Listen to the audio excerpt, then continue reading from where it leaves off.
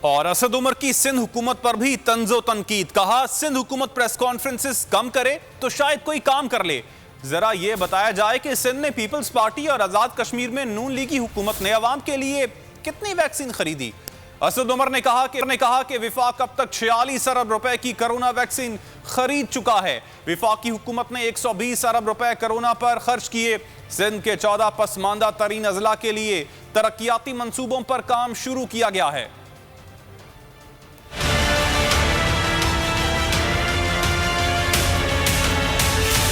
کیا کراچی پاکستان کا حصہ نہیں؟ کیا بدین اور سانگڑ اور لڑکانہ پاکستان کا حصہ نہیں؟ آپ ذرا جا کے تو دیکھیں کہ کیا حالت ہے اس وقت اندرون سندھ کی. کیا پاکستان صرف چند خاندانوں کا اور چند علاقوں کا پاکستان ہے؟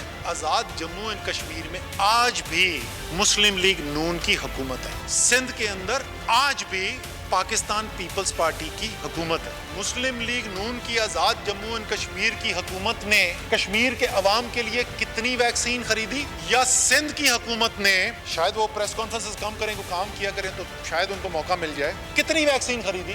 اربوں ڈالر کی جائیدادیں ہیں. کوئی 10 20 50 ویکسین ہی خرید کے بھیج دیتے ہیں. 46 ارب روپے کی ویکسین وفاق خرید چکا ہے. 120 ارب روپے خرچ کیے گئے.